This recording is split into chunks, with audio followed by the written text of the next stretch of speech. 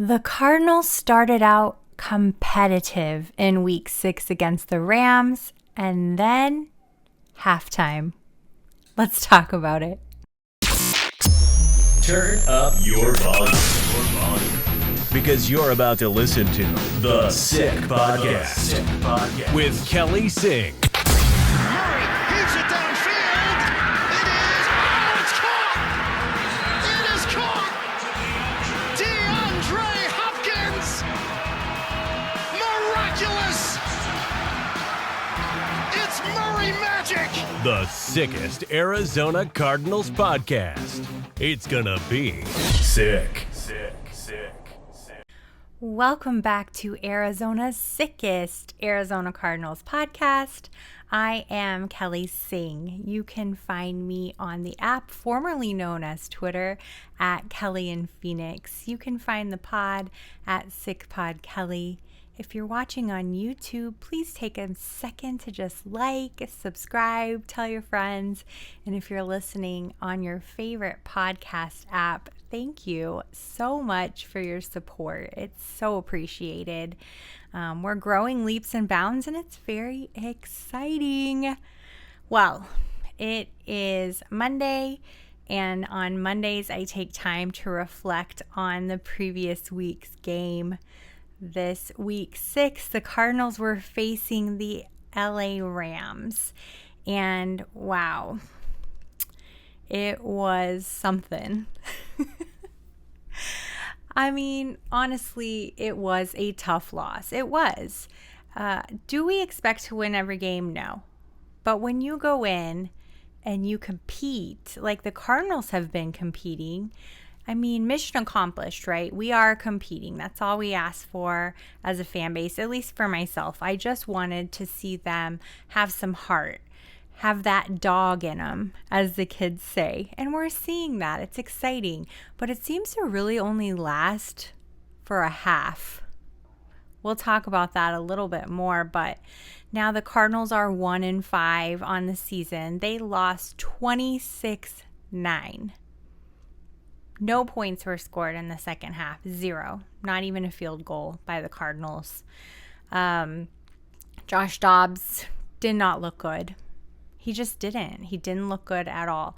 There were plenty of times, I won't say plenty, there were at least 2 opportunities for touchdowns to Marquise Hollywood Brown from Dobbs, and they were just bad passes. Bad passes overall.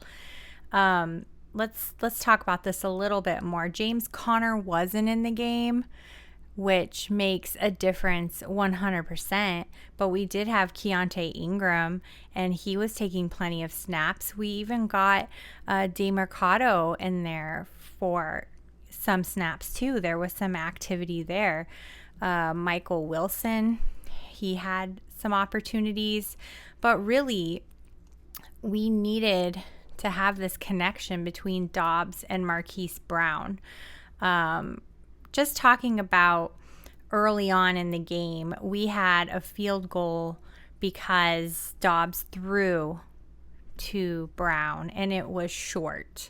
So we went ahead and we kicked a 55-yard field goal. Good job, Matt Prater. Sometimes I'm hard on you because I feel like there's younger talent out there. But you really pulled through. So good on Matt Prater making that field goal right off the bat. The Rams, it took them a while to get going. Honestly, it was at 1.33, and then we went on and 6-3, and then we went on again. There was a second opportunity for Dobbs to hit Hollywood Brown. That one was missed. Bad pass. And normally, I am very critical of Hollywood Brown and his hands. But this was not his mistake. I am willing to admit that. These were not very catchable. One of them may have been catchable, but it was not a good pass. So again, another field goal. We're looking at 3 field goals now. Arizona 9, Rams 3. Because finally, just before halftime, There was under a minute, I believe. And finally, we had Cooper Kupp. Stafford finally hit Cooper Kupp. And man, that was a 49-yard pass. And that set them up for the field goal just before the half. So it had been 9-0 up until that point. And then it was 9-3 when we got into the half. Again, another field goal from the Rams. So now we've got 3 field goals, Arizona, 2 field goals, LA. It was starting to become not a very exciting game at all. And then from there, the Rams just found their rhythm. 13-9, 16-9, 23-9, 26-9. It was not pretty. The second half was horrendous. And I think the hardest part about it is there were so many opportunities for the Cardinals to score. I mean, let's just break it down. I actually saved a tweet about this for you. So I'm going to pull it up so I can read it to you, because you are going to be like, what? Did that really happen? Yes, that really happened. Where are my bookmarks? Here they are. Arizona Cardinals. There we go.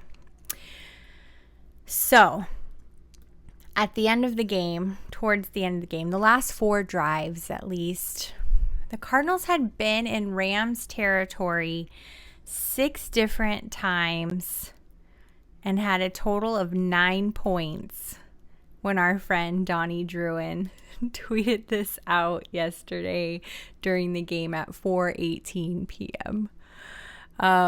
So yeah, this was the end of the game. The Cardinals were in the Rams territory 6 different times today and have a total of 9 points. Their last 4 drives were a punt, an interception, a fumble, and a turnover on downs. That's abysmal. It's just abysmal. On the brighter side, we do have some really great talent. Michael Wilson, rookie wide receiver. He actually had his best deployment since week 1, according to Andrew Koopa Fiasco on Twitter. Brown had 68 snaps and 41 routes. Michael Wilson had 67 snaps and 41 routes. Rondale Moore had 50 snaps and 32 routes. We just need to see that he's going to get the targets. He's getting the snaps. He has the routes that he's running. Now, are we going to get him the ball more often? We know that he's capable, so I would love to see that happen. If we know that Marquise Brown is covered heavily, let's utilize Michael Wilson. Let's make the best of what we have, and we know that he's capable.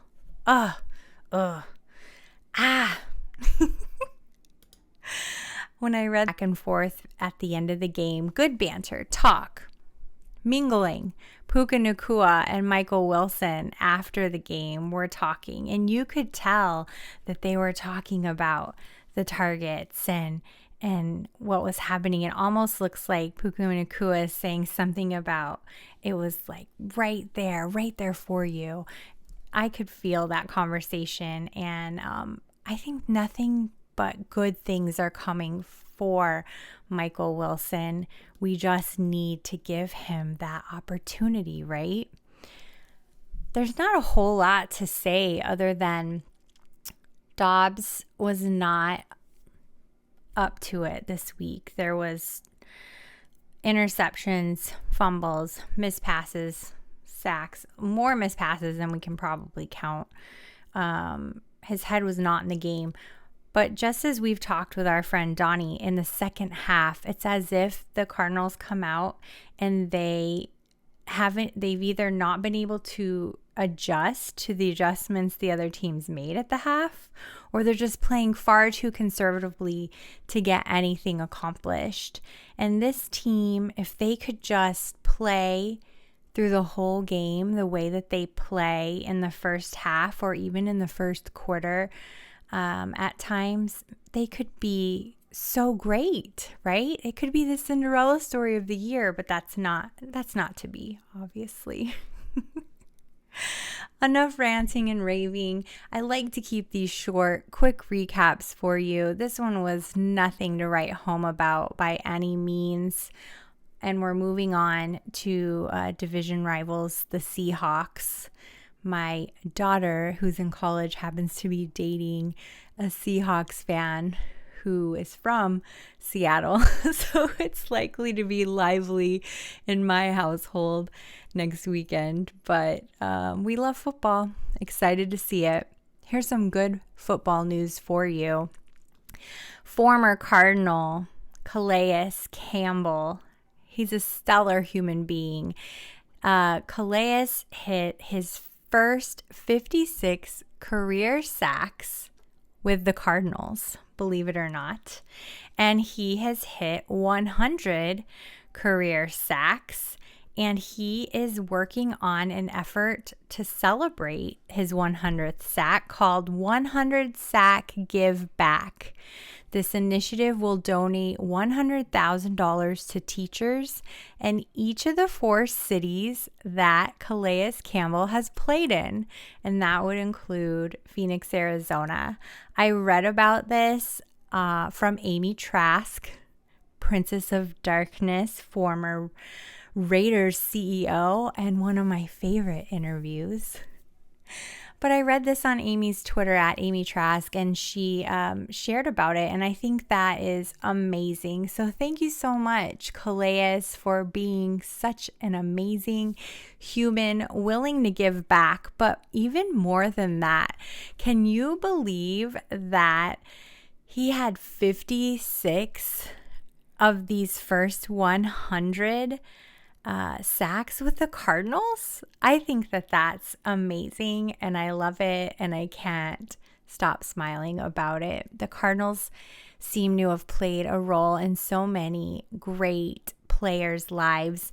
We have such a lively, charitable community here in the greater Phoenix area, and it's so nice to see this highlighted. Congratulations on 100 career sacks, Calais Campbell, former Cardinal.